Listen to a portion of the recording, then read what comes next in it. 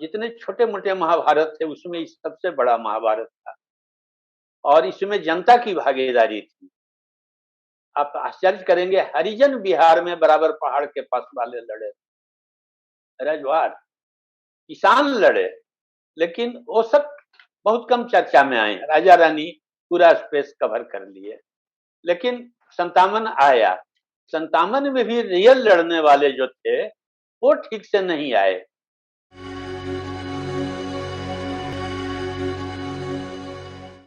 इतिहास में ऐसा होता है कि जिसका शासन होता है वो अपने अनुकूल इतिहास को लिख पाता है।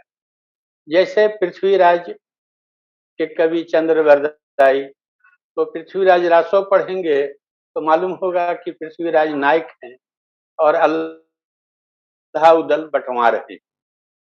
अगर जयचंद मयंक पढ़ेंगे केदार भट्ट का, जयचंद राठौर के चारण का, तो मालूम होगा जयचंद देशभक्त थे, रण क्षेत्र में लड़ते हुए प्राण दिए, और पृथ्वीराज रण क्षेत्र का भगोड़ा था, भागते हुए कत्ल कर दिया गया।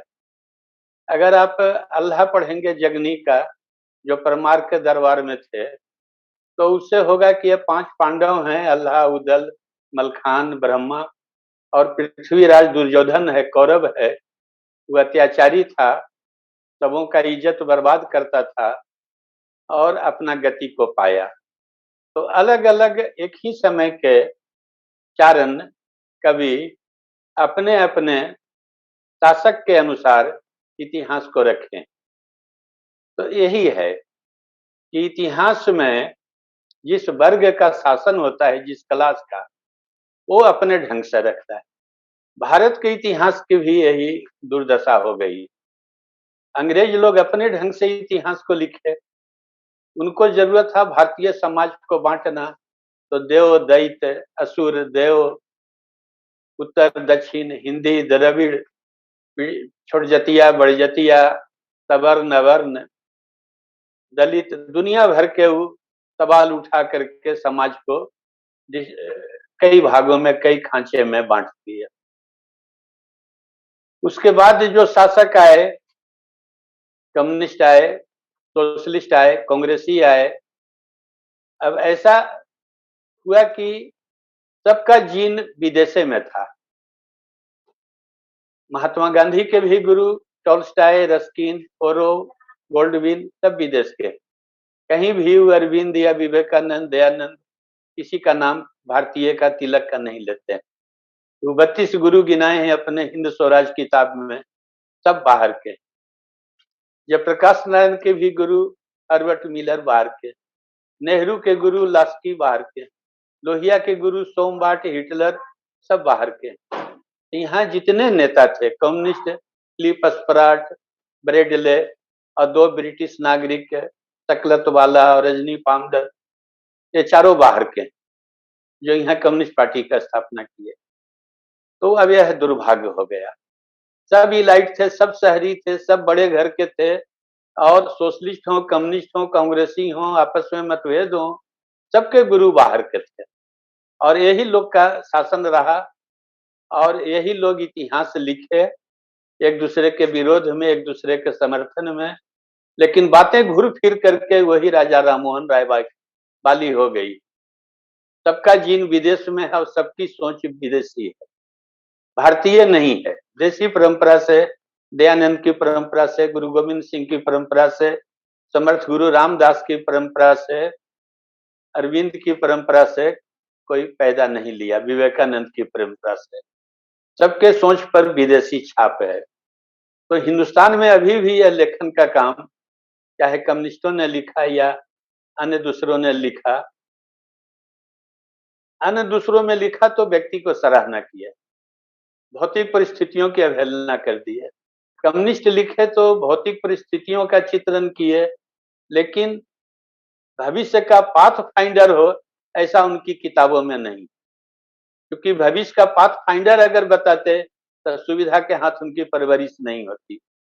और सभी सरकारें उनको महत्व दी, उनको head of department, vice chancellor, तरह तरह के कुर्सी बैठाई, तो आज तक सही इतिहास नहीं आ पाया। मैंने जब इतिहास का अध्ययन करना शुरू किया तो हमारा नजरिया शुरू से ही डिफरेंट रहा, और जब नजरिया आपका डिफरेंट रहेगा तो उसी ढंग की आपकी रुचि होगी और उसी ढंग के आप सहायक ग्रंथ पढ़ना पसंद करेंगे, लोगों से मिलना जुलना पसंद करेंगे, संगत, चिंतन, मनन सब आपके रुचि के अनुसार, नजरिया के अनुसार निर्धारित होता है। मैंने देखा कि जिस दिन साम्राज्यवाद ने इस धरती पर पांव रखा, यहाँ की जनता उसी दिन से उसके विरोध में सन्नद्ध हो गई। उदाहरण के लिए, अंग्रेज जब सूरत में कोठियां बना रहे थे, सूरत लूटने वाले मराठा उसी समय तैयार हो रहे। तो आप देखें, जरा सा भी गैप नहीं।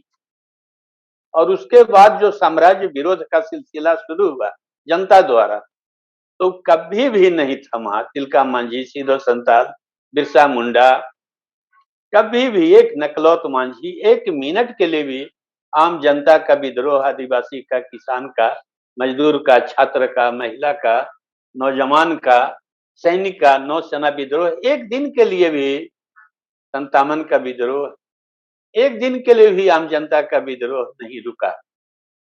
तो अब इसको कोई लिखने वाला आज तक न हुआ। इस तरह से, इस नजरिए से अंग्रेजों से बहुत लोग लड़े, राजा महाराजा भी लड़े। छोटा हिस्सा उनका 4% लड़ा, 96% उनके साथ रहा, लेकिन 4% लड़ा। जैसे चित्तौड़ की रानी अवंती बाई, रानी दुर्गावती जो मुगल से लड़ी, रानी लक्ष्मीबाई, झलकारी बाई। तो राजा महाराजा या उनके साथ जो लोग थे वो भी लड़े अंग्रेजों से। एक चैप्टर यह होना चाहिए। व्यापारी भी लड़े, व्यापारियों की भी समस्या थी।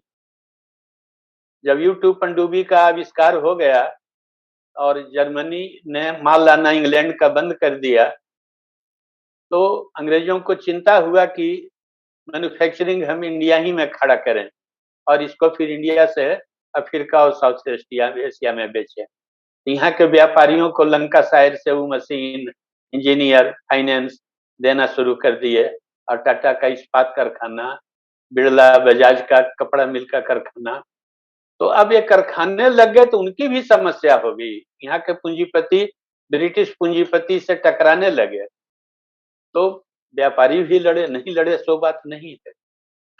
वो आत्मसमर्पण भी किए अंग्रेज से और लड़े भी।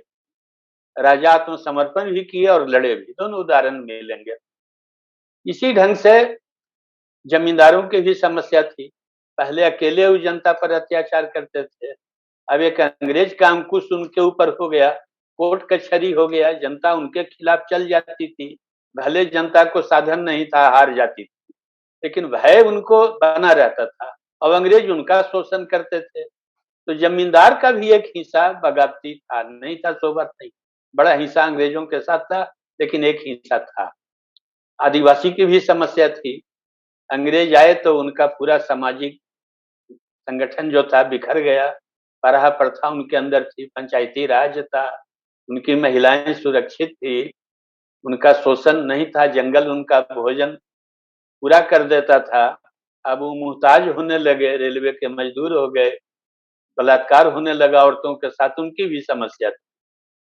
तो इसी ढंग से यहाँ के जनता, मजदूर, छात्र, युवक, नौसैनिक, राजा महाराजा, व्यापारी, जमींदार और नया मध्य वर्ग जो विदेश से पढ़ करके आया, उसका भी एक हिस्सा संसदीय लड़ाई। तो इस ढंग से आप 20-22 भाग में बांट के देखेंगे और सब पर डिस्कशन करेंगे तो आजादी की लड़ाई का सच्चा स्वरूप आपके सामने खड़ा होगा। अब केवल एक ही धारा को इम्पोर्टेंस दे देंगे। गंगा जब आती है तो आप देखते हैं हिमालय में दूध गंगा है, धौली गंगा है, अलकनंदा है, मंदाकिनी है, भागीरथी गंगा है, सबका महत्व है और दो प्रयाग में मिलकर तब गंगा होती है। ऐसा नहीं है कि एक का महत्व ज्यादा एक का कम है। भले गंगोत्री को गंगा का उद्गम माना जाता है, लेकिन भागीरथी जितना पानी लाती है उससे दुगना पानी अलकनंदा लाती है। तो उसी ढंग से जब तक सभी धाराओं का हम चर्चा नहीं करेंगे तो आजादी के लड़ाई का सच्चा स्वरूप हमारे सामने नहीं आ सकता है। 1857 के आसपास जो विद्रोह हुए 1900 ईस्वी के पहले, तो आप देखें कि शमशेर गाजी, संदीप विद्रोह, त्रिपुरा के पास चटगांव नोआखाली समुद्र में टापू है संदीप, वहां के लोग विद्रोह किए। शमशेर गाजी वहां से उठा, तिलका मांझी संथाल परगना बिहार से उठा, यहाँ फतेह बहादुर शाही और चेत सिंह का विद्रोह काशी में हुआ। ये सब 18वीं शताब्दी में। 1824 के आसपास चित्तूर की रानी है। फिर 1857 में सब लोग लड़े, वो तो मालूम है। अच्छा, 57 में जो एक्चुअल लड़ाका थे वो इतिहास में 2 दर्जे में रख दिए गए।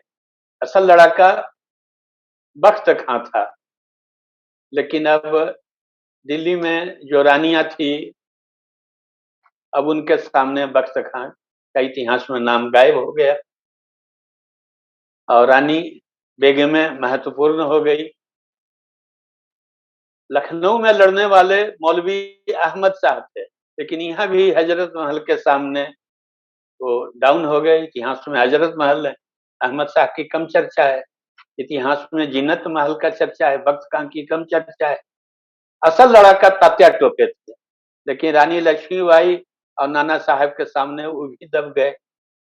तात्या टोपे 59 तक 2 साल तक लड़ाई को जारी रखे, और अगर धोखा नहीं होता और भीमा नायक से उस जंगल में नर्मदा घाटी में एक हो जाते, जंगल पकड़ लेते, तो अंग्रेज को और 5-10 साल वो पानी पिला देते। उतना बड़ा सेना नायक छिपा हुआ है। और 57 का दिल दिमाग मिजाज जनरेटर जो है वो भी हम लोगों से छिपा हुआ है। नाना साहब उनको अपने पेंशन के लिए भेजे विदेश। पेंशन तो अपने मालिक को नहीं दिला पाए, लेकिन वो देखे कि तुर्की से अंग्रेजों का अंतर्विरोध है। अंग्रेज और फ्रांस आपस में टकरा रहे हैं, अंग्रेज और रूस आपस में टकरा रहे हैं, और मुस्लिम वर्ल्ड अंग्रेजों के खिलाफ है। इस चीज को आकर के नाना साहब को बताए और नाना साहब को तैयार किया कि अगर आप लोग तैयार होइए राजा, हिंदू राजा, तो हम विदेश से भी मदद ले आएंगे। और मुसलमान होते हुए आज समाजी साधु बन के चपाती बांटे फौज में, 15 में फौज में वो चपाती बांटे। और उतना बड़ा पर्सनालिटी मैंने छिपा हुआ है या 2 दर्जे में रखा हुआ है। तो लेकिन 57 की बात कुछ आ गई, और जितने छोटे मोटे महाभारत थे उसमें सबसे बड़ा महाभारत था, और इसमें जनता की भागीदारी थी। आप आश्चर्य करेंगे, हरिजन बिहार में बराबर पहाड़ के पास वाले लड़े, रजवाड़ किसान लड़े, लेकिन वो सब बहुत कम चर्चा में आए। राजा रानी पूरा स्पेस कवर कर लिए। लेकिन 57 आया, 57 में भी रियल लड़ने वाले जो थे वो ठीक से नहीं आए। अगर उनको आप गायब कर देंगे तो असंतुष्ट जागीरदारों का विद्रोह रह जाएगा, असंतुष्ट सिपाहियों का विद्रोह हो जाएगा। लेकिन जनता की भागीदारी है, इसी कारण वो महाबगावत है और स्वतंत्रता का प्रथम संग्राम है। और इसी शीर्षक से जब सावरकर ने किताब लिखा, तो यही पढ़ करके भगत सिंह ये सब जैसे लोग क्रांतिकारी बने। तो 57 को भी हम लोगों ने ठीक से नहीं रखा है। इसी ढंग से आप देखें, इतनी बड़ी संस्था, अनुशीलन, युगांतर, अभिनव भारत, गद्दर सब गायब हो गए। आप इसको विचार करिए। बंगाल से अनुशीलन, युगांतर आया, गद्दर अमेरिका से आया, और अभिनव भारत महाराष्ट्र से आया। अब एकाएक दिग्गज क्रांतिकारी उसमें थे। बारिंद्र चट्टोपाध्याय, बाघा जटीन, बारिंद्र घोष, अरविंद घोष, प्रफुल्ल गांगुली, त्रिलोकनाथ चक्रवर्ती, सचिंद्र सान्याल, योगेश चटर्जी, सब गायब हैं। गद्दर के सोहन सिंह भकना, शायद यूनिवर्सिटी का प्रोफेसर बताएगा कि सोहन सिंह भकना और संतोष सिंह और भगत सिंह बिलगा कौन थे। अनुशीलन इतनी बड़ी पार्टी, युगांतर इतनी बड़ी पार्टी, और सब बनारस में एक हुए। रासबिहारी बोस एक किए सबको। रासबिहारी बोस के नीचे सचिंद्र सान्याल, सचिंद्र सान्याल के नीचे योगेश चटर्जी उत्तर भारत के संगठन करता, योगेश चटर्जी के नीचे गेंदालाल दीक्षित, गेंदालाल दीक्षित राम प्रसाद बिस्मिल को निकाले, बिस्मिल के नीचे चंद्रशेखर आजाद, चंद्रशेखर आजाद के नीचे भगत। अब एक भगत सिंह सारा स्पेस खा गया। न कहीं युगांतर के चर्चा है, न कहीं अभिनव भारत के चर्चा है, न कहीं गद्दर के चर्चा है, न कहीं अनुशीलन का चर्चा है। अनुशीलन के शाखा सूरज सेन चटगांव बगावत किया। अब एक भगत सिंह सारा क्रांतिकारी इतिहास को खा गया। दलित आंदोलन में इसी ढंग से बिहार में भोला शास्त्री दुसाधों को ऑर्गेनाइज किए, चमारों को जगजीवन राम ऑर्गेनाइज किए, गरीब खेत मजदूर को स्वामी सहजानंद सरस्वती ऑर्गेनाइज किए, अंबेडकर महार को महाराष्ट्र में। अब एक अंबेडकर पूरा दलित आंदोलन को खा गए। हमेशा सुविधा के हाथ इनकी परवरिश हुई, हमेशा अंग्रेजों के वायसराय के काउंसिल के मेंबर रहे या मुस्लिम लीग के साथ बंगाल सेशन विधानसभा में आए, फिर जब सावरकर मदद किए, जयकर रिजाइन किए तो महाराष्ट्र सेशन विधानसभा में आए, नेहरू मिनिस्ट्री में रखे। अब पूरा दलित आंदोलन एक अंबेडकर खा गए। अंग्रेजों से लड़े, जमींदारों से लड़े, फांसी पड़े। दलित में एका से एक शक्ति पासवान और दुर्गा पासवान फांसी पड़े, कहीं किसी का नाम आप न पाएंगे। तो हम लोग अंधविश्वास में जीते हैं। इसी कारण हमारा देश एक अशोक को छोड़ के हमेशा गुलाम रहा। कभी सिकंदर, कभी शक, कभी ऊन, कभी कुषाण, चिथियन, बैक्ट्रियन, यमन, सेल्विज, पहलव, तुगलक, खिलजी, मुगल, पठान, पुर्तगीज, फ्रेंच, कोई भारत से निराश नहीं गया। गुप्त साम्राज्य भी शकों से लड़ते हुए खड़ा हुआ और हुनों से लड़ते हुए नष्ट हुआ। एक अशोक के छोड़ के ये कभी आजाद नहीं हुआ, इसी झूठ के कारण। और यह झूठ आज भी है। इंदिरा गांधी को चाहे हम दुर्गा के अवतार कहेंगे, चाहे कह देंगे कि इटली भाग गई। बैलेंस हम बोलना जानते ही नहीं है। किसी चीज का एनालिसिस, विश्लेषण, समीक्षा, गुण दोष इस ढंग से इतिहास को नहीं रखते हैं। महिलाएं कहीं भी पीछे नहीं रही। आप किसान आंदोलन में देखिए, लीलावती, कलावती, राजकेसर, एक गीत चला सखी हर जोते, जेहल के जवैया हो, जेहल के जवैया हो कि फांसी के पड़वैया हो, मर्दन सबके जेहल ले गलो हमनी कायला बचवई हो, अचरा फाड़ ले खोल जोतिया खोल ले बड़ बेस केले तैयो हरवा जोतवऊ रे, अचरा फाड़ के ज्योति बनबऊ। कितना क्रांतिकारी गीत। महिलाएं झुंड के झुंड, गोली चल रहा है और नेता को महिलाएं शहीद हो गई और बचा लिए, खून में डूब के नेता सड़क के पार हो गया। इतनी दिलेर महिलाएं और इतिहासकारों के नजर में नहीं आया। इतना प्रचंड आंदोलन। सूरज सेन के साथ देखिए प्रीति लता वाडियार, कल्पना दत्त, सुभाष चंद्र बोस के साथ देखिए जानकी थेवर और लक्ष्मी सहगल। हर एक जगह महिला कहीं भी आप 57 की लड़ाई देखिए, जहां भी देखना हो। लेकिन जंगे आजादी में महिला समाज की ढंग का कोई किताब नहीं लिखा है। तो हमारे मन में ये बात आती है कि जंगे आजादी में पिछड़ा समाज, जंगे आजादी में दलित समाज, जंगे आजादी में नौजवान सभा, जंगे आजादी में किसान, जंगे आजादी में मजदूर, जंगे आजादी में किस ढंग से किताब, मुसलमान। अब मुसलमान भी देखिए इतिहास में छिपा दिए गए। आप देखें 57 में मुसलमान लड़े हैं, बताने की जरूरत नहीं है। अशफाकुल्लाह बिस्मिल के साथ फांसी पड़े हैं। भगत सिंह के ग्रुप में मुसलमान है, स्वामी सहजानंद के ग्रुप में मुजफ्फर अहमद, ये सब मुसलमान हैं, बड़े बड़े किसान नेता। छात्र सभा ऑर्गेनाइज करने वाला कुंवर मोहम्मद अली अशरफ मुसलमान है। सोशलिस्ट पार्टी में यूसुफ मेहर अली मुसलमान है। कांग्रेस में बदरुद्दीन तैयब जी मुसलमान है, बड़े बड़े नेता, छोटा के बात नहीं कर रहे हैं। मजदूर आंदोलन में सब मुसलमान हैं। आगे कहीं भी मुसलमान, प्रगतिशील लेखक संघ का ऑर्गेनाइजर सजाद जहीर मुसलमान है। नौसेना विद्रोह का नायक कासिम खान मुसलमान है। सुभाष चंद्र बोस के आधे कमांडर मुसलमान। तो मुसलमान भी इसी ढंग से छूट गए हैं। उनका भी लड़ाई में बराबर का हिस्सेदारी है, पिछलगू नहीं है, दुमछल्ला नहीं है, बगल बच्चा नहीं है। और हो गया कि मुसलमान अंग्रेजों से, अरे एक धारा अंग्रेजों से मिला और मुसलमान नहीं अंग्रेज से लड़े हैं, सो बात थोड़े। वो किसान आंदोलन में, मजदूर आंदोलन में, लेखक संघ में, हर जगह कंधा से कंधा मिला के बराबर से खड़े हैं। तो हमारा है कि इतिहासकार ईमानदारी से इसको रखे। संसदीय लड़ाई को रखते हैं, सरोजिनी नायडू है तो ठीक है, तो प्रीतिलता बाडियार भी चाहिए, दुर्गा भाभी भी चाहिए जो भगत सिंह को कवर देती थी। आप सरोजनी नायडू और कस्तूरबा रखिए, एतराज हमको नहीं। आप गांधी रखिए, हमको एतराज नहीं है।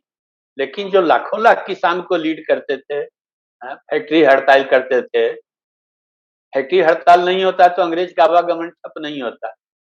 तो अंग्रेज का कमजोर नस यही था। फैक्ट्री अगर हड़ताल हो गया, सेना विद्रोह कर दिया, तो यहाँ उनके पांव कबर जाएंगे।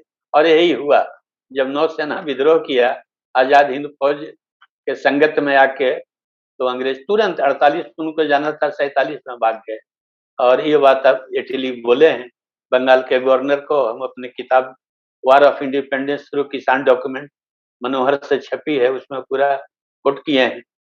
तो उनसे पूछा गया कि गांधी नेहरू का क्या योगदान है, तो डिसिमल, मिनिमल, ये वर्ड है, न्यूनतम। तो वो भागे फौजी विद्रोह के कारण, जनता के विद्रोह के कारण। जनता बिल्कुल रोड पर उखड़ गई। तो दूसरा 57 जो आचिन लेक और लोकहाट सबका पत्राचार है माउंटबेटन से, उसको पढ़िए तो क्लियर हो जाएगा। और जो अंग्रेज से नहीं लड़े, वही पूरा स्पेस कवर कर लिए। उदाहरण के लिए जो 20 में आंदोलन हुआ, वो खिलाफत आंदोलन था टर्की के सुल्तान के लिए। तो जिन्ना मना किया था, टर्की के सुल्तान से हमको क्या लेना देना है, हम अपनी लड़ाई यहाँ लड़े। आई मौलाना भाग जाएंगे, मौलाना को लेके। अब उल्टी यही हुआ, मौलाना को गांधी जी लिए, जिन्ना किनारा कर गए। और मौलाना जब खिलाफत आंदोलन बंद हो गया, तो हिंदू को मुसलमान बनाना शुरू किए। मोपला में दंगा हुआ, उसके जवाब में कानपुर में दंगा हुआ, अहमदाबाद में दंगा हुआ, और फिर तो पेशावर कोहाट, चारों तरफ दंगा। तो ये दंगा शुरू हुआ खिलाफत आंदोलन से।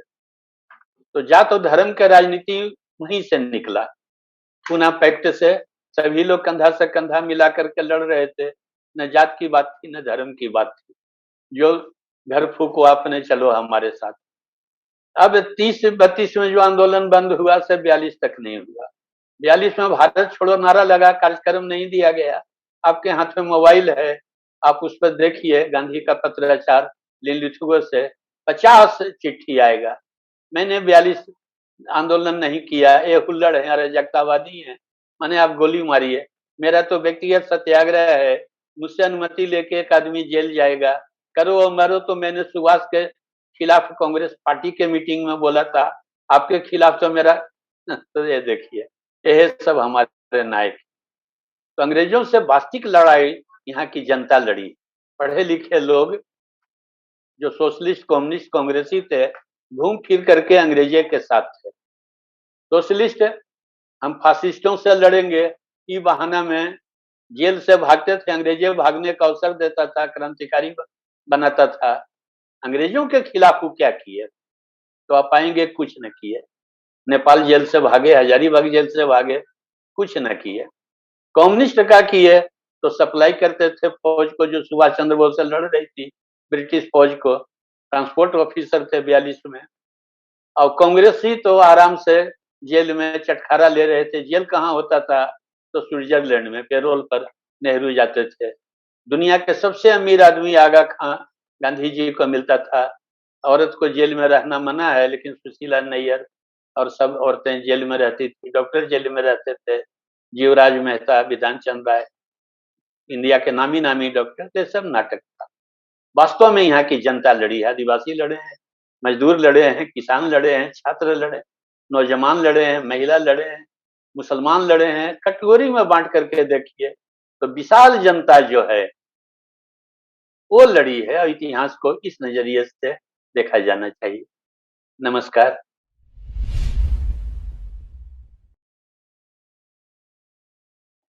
जी राघव जी, आपने सही बात कही कि जब हम स्वतंत्रता संग्राम की जब बात करते हैं, तो वो गिने चुने 4-5 नाम है, उन्हीं का नाम बार बार आता है।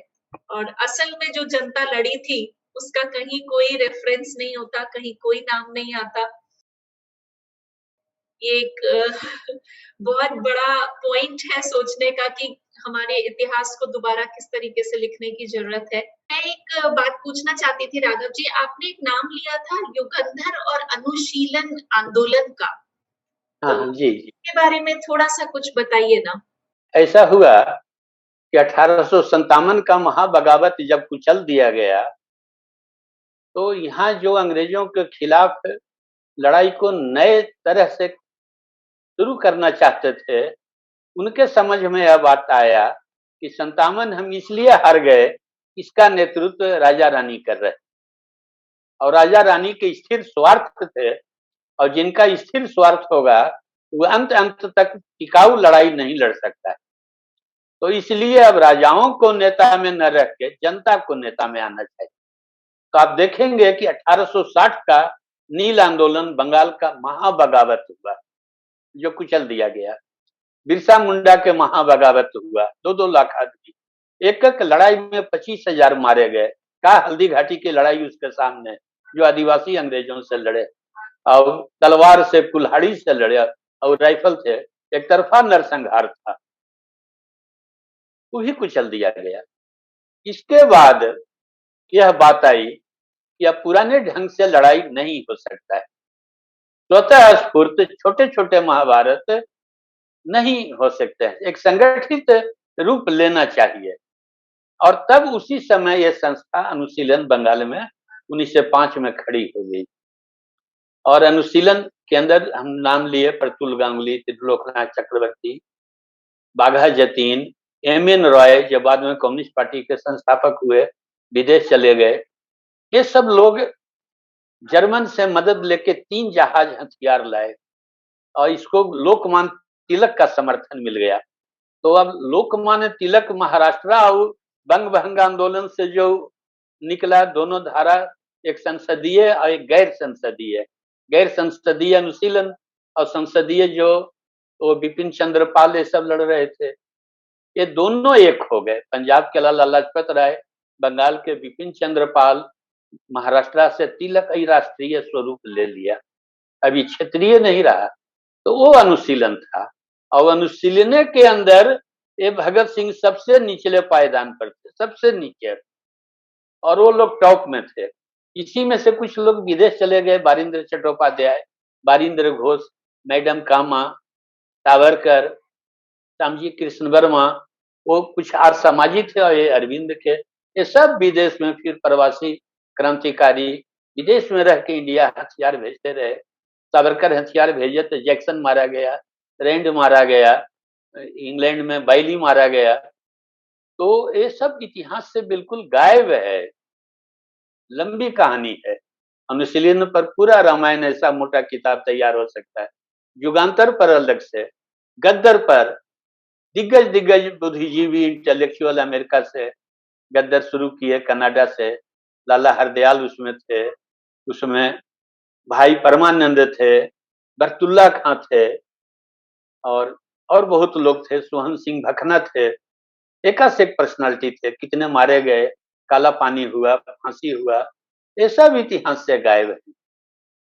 तो ये अनुशीलन बंगाल की संस्था थी। अनुशीलने वाले बनारस में जोगेश चटर्जी खड़ा किए, जिसमें बिस्मिल आजाद और जिसमें भगत सिंह। तो भगत सिंह अकेले पूरा अनुशीलन खा गए, कम्युनिस्ट लोग उछाल दिए, और एक हमार सोनार बांग्लो ऐसा, बाबा नाम केवलम, भगत सिंह और बाकी सब गायब हो गए। कम उम्र के वो भगत सिंह थोड़े फांसी पड़े। गद्दर के करतार सिंह सराभा का 19 वर्ष उम्र था, इंजीनियर थे, हवाई जहाज चलाते थे। खुदीराम बोस तो और कम उम्र का था, तो अकेले भगत सिंह कम उम्र के थोड़े थे, अकेले भगत सिंह पढ़े लिखे थोड़े थे।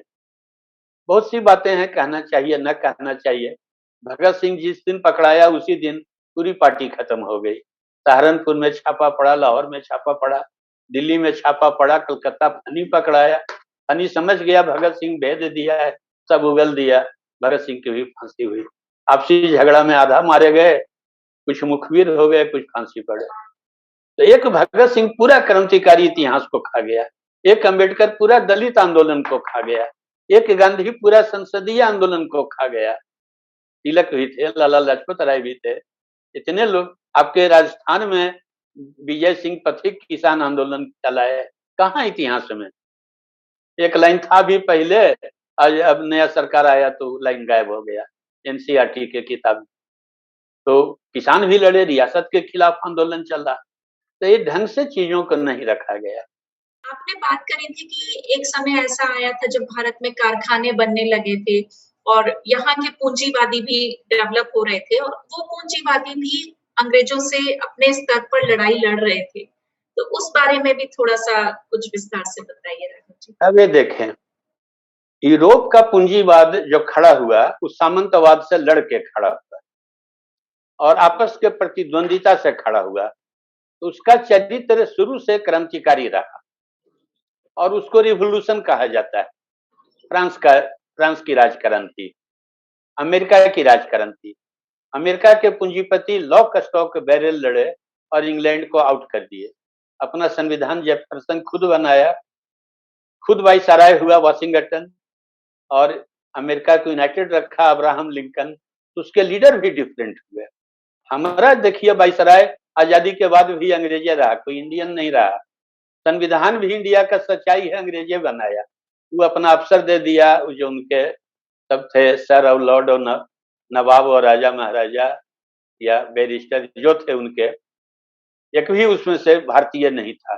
सब भूरा अंग्रेज थे, काला अंग्रेज थे। तो संविधान भी आपका नहीं है और अब शपथ भी इंग्लैंड के रानी के नाम से लिए, संविधान बना ही नहीं था।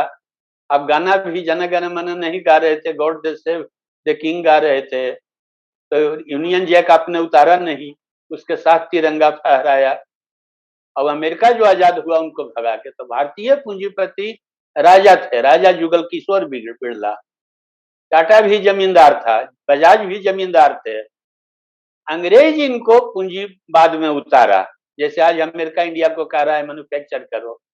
तो उस समय इनको कहा, क्योंकि इंग्लैंड से माल लाना मुश्किल हो गया, इंग्लैंड का लेबर महंगा हो गया, जो आज अमेरिका जिसको झेल रहा है। तो इंडिया, वियतनाम सबको कह रहा है मैन्युफैक्चर करो, हम टेक्नोलॉजी देंगे। तो उस समय इनको खड़ा किया। तो अंग्रेजों के दलाली से ही खड़े हुए, उनसे टकरा के खड़े नहीं हुए। इंजीनियर इंडिया में न थे, इंजीनियर वही दिया, पूंजी वही दिया, मशीन वही दिया। इंडिया में मशीन कारखाना के नहीं थे, लेकिन जब खड़े हो गए तो इनका टकराहट उससे होने लगा। तो ये दोनों तरफ पांव इनका रहा, एक जनता को उभार करके सौदेबाजी करें और दूसरा कि उनसे टकराहट करके बर्बाद न हो। तब इसीलिए संसदीय लड़ाई इंडिया की कमजोर रही। लोहिया रामेश्वर बिरला के चनपटिया चीनी मिल के डायरेक्टर, डॉक्टर राजेंद्र प्रसाद डालमिया के बिहटा चीनी मिल के डायरेक्टर, जयप्रकाश नारायण घनश्याम दास बिरला के पीए हैं। अब सोचिए, साबरमती आश्रम बिरला बना के गांधी को दे रहा है, वर्धा आश्रम जमनालाल बजाज, ये जो नेता थे संसदीय, टाटा नेहरू को सपोर्ट कर रहा है। ये सब अंग्रेजे पर डिपेंडेंट थे और अंग्रेज पर डिपेंडेंट यहाँ के व्यापारी थे। मशीन और सब वही देता है, इंजीनियर। तो लड़ाई डगमग रही, मजबूत लड़ाई नहीं हो पाई। थोड़ा संघर्ष जसवंत राठौर ऐसा और थोड़ा समझौता। औरंगजेब के सेनापतियों हैं और औरंगजेब के जड़ में मट्ठा भी डाल रहे हैं। यह लड़ाई खुल करके नहीं थी जो संसदीय थी। यहाँ के पूंजीपति का वही चरित्र था। आज ही ऑटोनोमस हो गया है, आज ही दलाल नहीं है, लेकिन नेशनल भी नहीं है। क्या है, हीरो होंडा देखिए, Swaraj मजदा, Tata Mercedes, Vespa Piaggio, विदेश अभी भी आपके छाती पर बैठा हुआ है। तो इंडियन पूंजी विदेशी पूंजी का गुलाम है, सबसर्विएंट है, अपेंडिक्स है, बगल बच्चा है, दुमछल्ला है। अभी भी विदेश से टकराने की हिम्मत नहीं कर रहा है, लेकिन मजबूत हो गया है। मजबूत ना होता तो नेपाल सरकार को कैसे बेहाल कर देता राजा को। राजा चीन तरफ चला गया, कोइराला जब अटैक करने लगे, चकमा विद्रोही से बंगाल को बेहाल कर दिया, लंका में फौज भेजा जिसमें राजीव गांधी मारे गए, अफगानिस्तान में बैठ के 5 कॉन्सुलेट जनरल रुपया लुटा रहे हैं, पाकिस्तान तबाह है। तो ये दलाल अब नहीं है, लेकिन ऑटोनोमस है, नेशनल भी नहीं। ये छोटे लेवल पर मैनेजर है और बड़े लेवल पर विदेशी पूंजीपति का मैनेजर है, उनका गुमस्ता है, बराइल है, सेनापति है। यह इनका चरित्र है जी। मैं एक सवाल आपसे पूछना चाहता हूँ कि जैसे अंग्रेजों ने भी इलेक्टोरल पॉलिटिक्स अपनाई थी, तो उससे भारत के लोगों को कितना अफेक्ट पड़ा था? क्योंकि उस समय इस बात पे कोई ज्यादा गौर नहीं करता। इलेक्टोरल पॉलिटिक्स से अंग्रेजों की उससे भारत को कितना फर्क पड़ा था? यह हुआ सर, भारत सांस्कृतिक धरातल पर था, राजनीतिक धरातल पर कभी नहीं था, भौगोलिक धरातल पर था। बुद्ध के समय भी 16 महाजनपद थे, अंग भंग कलिंग कौशल मगध लिखी, और हमेशा ऐसा ही रहा पूरे इतिहास में। अकबर महान भी अहमदनगर से आगे दक्षिण नहीं जा पाया, अशोक भी कावेरी के दक्षिण नहीं जा पाया, महान मुगल भी गुवाहाटी के पूरब नहीं जा पाए, लाचन बरफुरगन को इंटर नहीं करने दिया, असम आगे आगे नहीं बढ़ने दिया। तो अंग्रेज जो इलेक्टोरल पॉलिटिक्स किए, उसका फायदा यह हुआ कि चेतना तो विकसित जरूर हुई, और चेतना विकसित करने में गांधी नेहरू से बड़ा किसी का योगदान नहीं, ये भी मानना पड़ेगा। भले अंग्रेज से वो मन से न लड़े हो, लेकिन वो कन्याकुमारी से लेकर कश्मीर तक अंग्रेजों के खिलाफ भावना, जनता की आकांक्षा तो जगा ही दी है, इसमें कोई शक नहीं है। भले वो मन से लड़ाई न लड़े, लेकिन वो जो बार्गेन करते थे अंग्रेज से, सौदेबाजी जनता को धधका के कि जनता तुमसे छीन लेगा, तुम्हारा पूंजी भी जब्त हो जाएगा, और हम तो पूंजी बचाएंगे तुम्हारी, और हम स्वतंत्र होंगे तैयो तुम्हारे अधीन रहेंगे, कॉमनवेल्थ या जिस तरह से रहे विदेशी पूंजी के अधीन रहेंगे, तो अंग्रेज इनको वैल्यू देता था। तो थे ही अंग्रेज के, इसमें कोई शक नहीं है, लेकिन जो काम ही कर रहे थे उससे जनता खड़ी हो रही थी। अब किसान आंदोलन भी तो कांग्रेस के कोख से निकला, मजदूर आंदोलन भी तो तिलक लाला लाजपत राय ऑर्गेनाइज किए, कांग्रेस के कोख से निकला। तो कांग्रेस तो सबके जननी, सोशलिस्ट कम्युनिस्ट सुभाष चंद्र बोस, जितना नाम लेंगे सब कांग्रेस में थे। चंद्रशेखर आजाद भी कांग्रेस में थे, पिटाई हुई थी बनारस में। तो गंगोत्री तो है ही, बड़ी गंगा नदी है, और बकिया धाराएं जो हैं सोन गंडक कोसी सहायक हैं, यह महत्व है। अंग्रेज ने जो इलेक्टोरल पॉलिटिक्स शुरू किया, चेतना जगाने में और भारत को एक राजनीतिक तौर पर करने में मददगार हुआ। सांस्कृतिक तौर पर तो हम पहले ही से थे, चार धाम था, सप्तपुरी था, बामन शक्तिपीठ था, वो तो हमारी अपनी परंपरागत चीज है कि भारत का परिभाषा का है, कालिदास और मनु सगरो दिया हुआ है। तो यह फर्क पड़ा, चेतना, राजनीतिक चेतना विकसित हुई। आपने जैसे कहा कि अंबेडकर है, गांधी जी हैं, तो उनके इतिहास की वजह से पूरे उनके पीछे जितने भी आंदोलन थे वो सबके रद्द हो गए। तो क्या जनता के बीच में भी ये आंदोलन नहीं थे? मतलब क्योंकि आज भी हम देखते हैं कि इनके अलावा और कोई चर्चा होती नहीं है ज्यादातर, तो क्या जनता ने भी इन्हें बुला दिया पूरी तरीके से? हाँ, नई पीढ़ी को तो मालूम नहीं। अब हम लोग 80 के ऊपर हैं, तो बचपन में तो देखे थे, तो वह स्मृति है। चाची गीत गाती थी, ये गीत आपको हम सुनाए, औरत लोग जो हमारी चाची गाती थी, जानता पीसती थी और गाती रहती थी। तो नई पीढ़ी को तो ये बातें नहीं मालूम है, उनके किताब में है ही नहीं, और कोई उनको कहने वाला नहीं है, उनको रुचि भी नहीं है, वो रोजी रोटी के चक्कर में ज्यादा हैं। तो यह तो सही है, लेकिन जनता के अंदर से तो प्रचंड किसान आंदोलन खड़े हुए थे। आखिर सुभाष चंद्र बोस किस ताकत से गांधी को त्रिपुरी में, हरिपुरा में और रामगढ़ में 3-3 बार परास्त किए? ये ताकत तो किसान आंदोलन, मजदूर आंदोलन का था।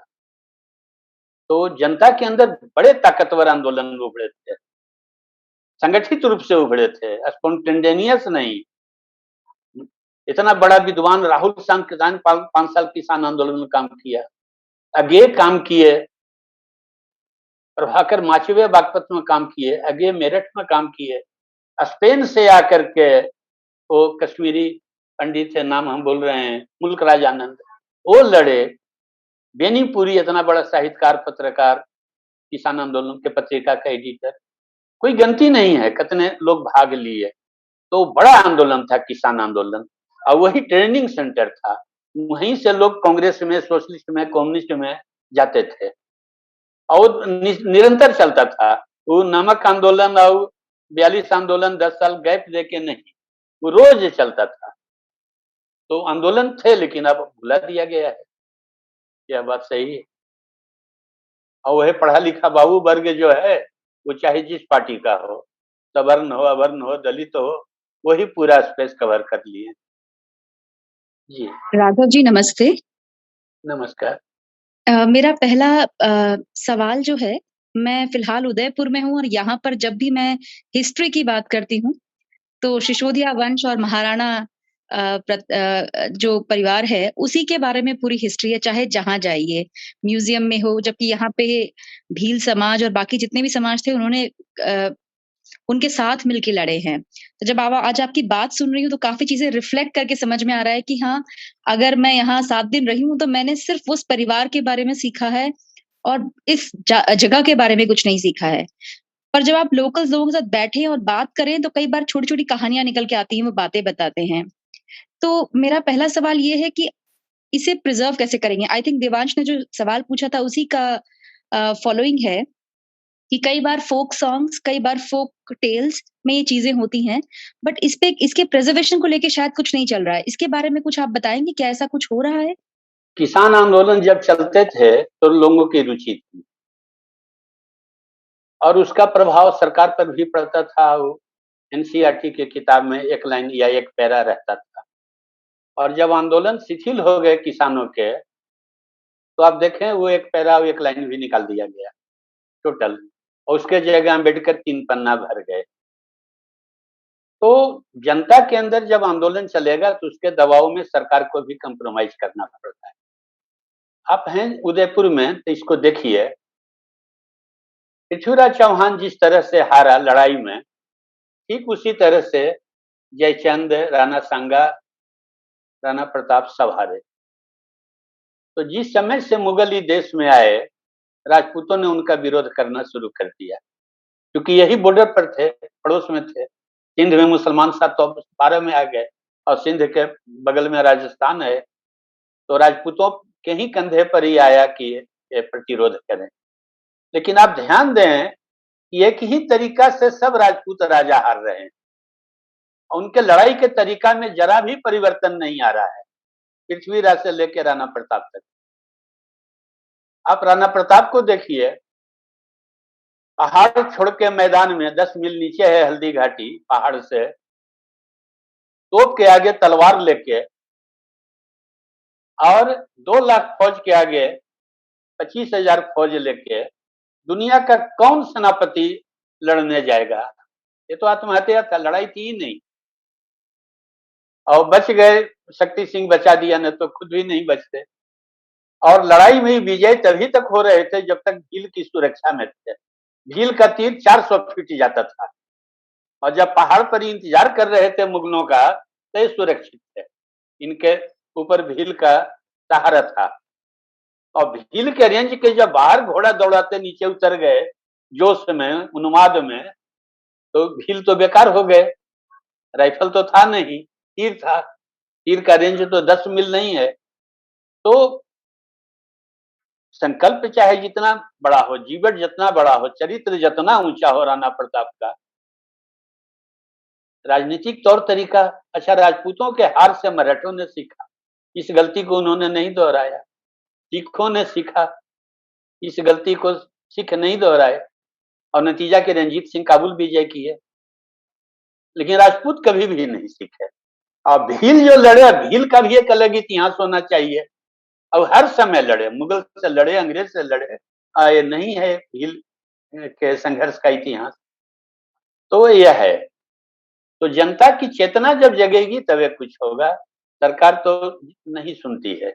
सरकार तो बड़े लोगों की होती है, चाहे कांग्रेस हो, सोशलिस्ट हो, कम्युनिस्ट हो, हम तो कहिए दिए, या भाजपाई हो, सब बड़े लोगों की होती है। राघव जी, मेरा दूसरा सवाल ये है कि लोग पहले कहते थे कि इंडिया की हिस्ट्री मार्क्सिस्ट ने लिखी है।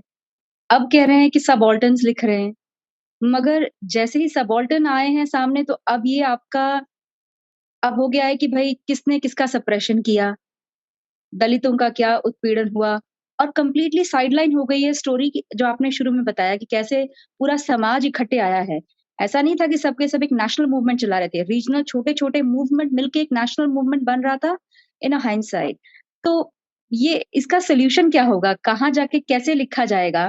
क्योंकि जैसे ही आप सबऑर्डिनेट के हाथ में दे देते हैं, फिर वो अब इसे चीज़ बहुत ही अभी ज़्यादा इसे प्रायोरिटी हो समझें, जाती है। इसे समझें, चाहे दलित आंदोलन हो, चाहे सबाल्टर्न आंदोलन हो, चाहे कम्युनिस्ट राइटिंग हो, चाहे भाजपाई राइटिंग हो, हम बार-बार बोल रहे हैं कि सब में कुलीन हैं, बड़े हैं, शायरी हैं। सब राजा राम मोहन राय के परंपरा से हैं।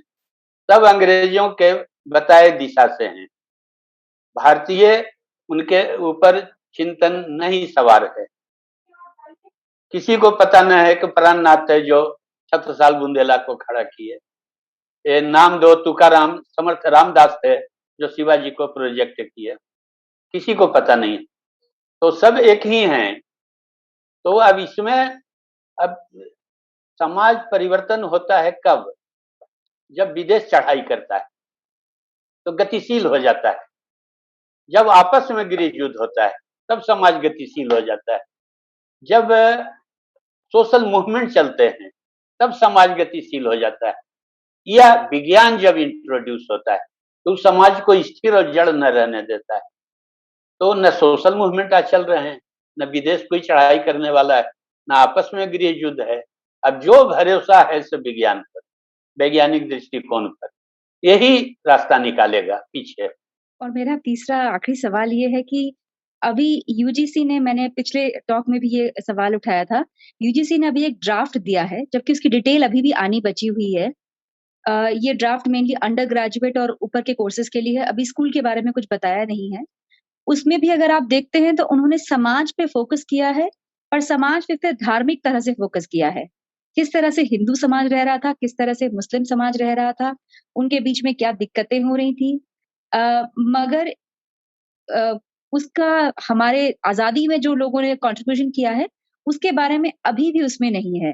तो आपका उसपे कुछ व्यू है कि क्या उसमें कवर हो रहा है? अब शायद अब मैंने जब मेरे तौर पे पढ़ा तो मुझे पता। अब इसे समझें, इसे समझें। अंग्रेज हम बोले ना कि आर्य अनार्य द्रविड़ उत्तर दक्षिण अवर्ण सवर्ण हिंदी गैर हिंदी न मालूम कितना तरह के वो विभेद खड़ा किया था। वर्तमान सरकारें भी उसी लाइन पर चलती और यही अंतर विरोध खड़ा करके सब रूल करती। बाघ रूल करता है हम ही तुमको आदमी से बचाएंगे, तो हरिन उरिन मान जाता है कि ठीक बाघ राजा रहे। लेकिन बाघ थोड़ा अधिनायकवादी होता है, सियार का बहुमत रहता है, कहता है बाघ का राजा होगा, शंका हमारा है, हम रूल करेंगे। तो सियार जब रूल करने आता है तो बाघ के तो आदर्श होते हैं, सियार का कोई आदर्श होता नहीं है। तो फिर लोग उसको हटा के बाघ को लाते हैं। तो बाघ और सियार दोनों मांसाहारी फेराफारी रूल करते हैं। यह पार्टी बदलती है या लीडर बदलता है, अंतर वस्तु में एक होते हैं, बाहरी स्वरूप में वो अलग दिखाई देते हैं। बात समझिए, हमारे पास अकूत सौर ऊर्जा है और हम इसको न के बराबर छुए हैं, करोड़ों मेगावाट। हमारे पास अकूत हाइडल है, लाखों मेगावाट। अकेले 2 लाख मेगावाट ब्रह्मपुत्रा में, 18,000 हाइट से ब्रह्मपुत्रा निकलती है और 8,000 फीट हाइट अरुणाचल के स्लोप पर उतरती है। अकूत हाइडल, हर नदी में अकूत है, लाखों मेगावाट। एगो टिहरी डैम 500-600 मेगावाट बनाए। हमारे पास इंटैक्ट मिथन है कारोमंडल में, छुए नहीं। हमारे पास थर्मल इलेक्ट्रिसिटी है राजस्थान के मरुभूमि में, छुए नहीं है। 17,000 किलोमीटर समुद्री सीमा है अंडमान निकोबार लेके, थोड़ा बहुत न के बराबर छुए। तो अपने साधन का जब हम इस्तेमाल न करेंगे, हमारे इंजीनियर 10 लाख सैन फ्रांसिस्को में, उनको यहाँ वापस लाके उनके लिए रोजगार न खड़ा करेंगे, तो जब टेक्नोलॉजी हमारी दूसरे की होगी, अपना संसाधन छुएगा नहीं, अमेरिका के कंपनी के डीजल खरीद के वो बिजली निकालेंगे, तो किसी तरह के शिक्षा पद्धति बनाइए, आप रोजगार नहीं क्रिएट कर सकते। तो वो पुरानी शराब नई बोतल, यही बातें। अलग किस्म से सोचना होगा सारी चीजों को। जैसे मुस्तफा कमाल पाशा, डी बेलोरा, है ना, विदेश में डी गाल, फ्रांस में, अमेरिका में वाशिंगटन, वो ढंग से नया सोच चाहिए। हो ची मिन वियतनाम में, वो लीडरशिप आपके पास नहीं है। आपने हमेशा कहते कि हम झूठ पे चलते हैं, जैसे नील आंदोलन हुआ था तो नील उस समय शायद बिकना बंद ही होने वाला था, बनना बंद होने वाला था, और तब शायद गांधी जी ने आंदोलन किया था। ठीक है, तो मेरा उस पे एक वो है, और मेरा एक और ये है कि क्या जैसे एनी क्यूरी थे और कुछ बाहर के भी लोग थे जिनने भारत के बारे में सोचा था, तो क्या वो सही है या वो भी एक हमारा झूठ ही प्रतीत होता है? अब देखिए, गांधी जी की आत्मकथा पढ़िए, दूसरा कुछ न पढ़िए। वो क्या लिखते हैं, जुल्लू वार में हम सार्जेंट मेजर थे, बोअर युद्ध में हम सार्जेंट मेजर थे ब्रिटिश फौज में, प्रथम विश्व युद्ध में हम रिक्रूटिंग ऑफिसर थे ब्रिटिश फौज के, शेख महताब को चर्चा की, कोलिन ब्रुक के चर्चा किए, इशारा में खोले नहीं है बात को, कहे कि उनको सत्य का प्रयोग करना था, तो प्रयोग तो छोटा होता है, तो इशारा कर दिए। तो गांधी जी खुद बोल रहे हैं कि हम ब्रिटिश एजेंट थे, वो अफ्रीका में इंडियन को रिप्रेजेंट नहीं कर रहे थे। इंडियन का लीडर वहां अय्यर था, वहां मजदूर 90% थे, व्यापारी 10% थे, ये मुस्लिम व्यापारियों के वकील थे, और अंग्रेजों के कृपा से हजारों एकड़ जमीन आज हो दक्षिण अफ्रीका में उनके परिवार के पास है, और यहाँ से 2 लाख रुपया उनको गोखले ले जा करके दिए थे, 25,000 बीकानेर राजा दिए, 25,000 निजाम दिए। इसी ढंग से वो पूरा लिस्ट है, रॉबर्ट पेन की किताब पढ़िए।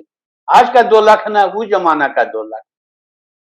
और वहां अंग्रेजों के वो काम कर लिए अफ्रीकनों के खिलाफ, तो अंग्रेज उनको लेके भारत में आए। 1897 में नकली नील का आविष्कार हो गया और नील की खेती बंद हो गई। तो कौन सा आंदोलन चला, कई लोग गिरफ्तार हुए, कौन हुआ, काल जेल हुआ, आपको कुछ न मिलेगा। बस गांधी जी का प्रचंड आंदोलन, मोतिहारी में किसान, कौन किसान उसमें था, राजेंद्र प्रसाद, धर्मेंद्र प्रसाद, गोरख प्रसाद, रामनवमी प्रसाद, ब्रजकिशोर प्रसाद, सब जमींदार थे, या बेतिया के साहूकार थे, या जमींदार के वकील थे। एक भी उसमें किसान नहीं था, हमने किसान उस समस्या थी। समस्या अंग्रेजों की थी कि नील की खेती बंद हो गया, अब हम क्या करें, कोई खरीदने वाला न है, गरीबी है, राजा महाराजा के पास अपने बहुत जमीन है, ये समस्या था। किसान का समस्या था कि हम भूख मर रहे हैं, कोई नई खेती हो, क्या करें, पानी था नहीं, नहर था नहीं उस समय। तो गांधी जी इसी का समाधान लेके गए, बंबई से व्यापारी ले गए, ये व्यापारी लोग से सौदेबाजी हुआ नीले जमींदार का, और चीनी मिल वहां लगा, तो 29 चीनी मिल लगे, और 3 महीना के अंदर गांधी जी निकल गए। ना आंदोलन हुआ, गांधी जी घूम घूम के लोगों से पूछे, रजिस्टर भर के दे दिए और निकल गए, दोहरा के फिर वहां नहीं गए। तो ऐसे ही बनाया, जैसे अम्बेडकर को दलित नेता बना दिया गया, राजा महाराजा विदेश उनको पढ़ने भेजे, एक दिन भी दलित के बीच में कभी न गए। एक महार आंदोलन, वो सब रजे खड़ा किया, रजे लोग इनका 2 सम्मेलन किया, कहियो दलित के अंदर ही न गए। जब अंग्रेज जाने लगे तो जिन्ना के साथ बंगाल से संविधान सभा में आए, और जब वो बंगाल पाकिस्तान में चला गया तब सावरकर और गांधी के मदद से भारत के संविधान सभा में आए। तो हमेशा टुकड़ा लपकते रहे, लेकिन आज दलित नेता है, और आप बोलिएगा तो आपका मुंह लोग न चलेगा। यही झूठ है। भगत सिंह ही सारा भेद दिया, वो पार्टी ध्वस्त हो गई। हम जो बोल रहे हैं अपने मन से नहीं बोल रहे हैं, हमारे पास भगत सिंह के साथियों के सब लिखे हुए दस्तावेज हैं, इतना बड़ा बात हम अपने मन से नहीं कर सकते। तो यही झूठ है, गांधी जी नीला आंदोलन किए, नील की खेती बंद हो गया तो आंदोलन कहाँ।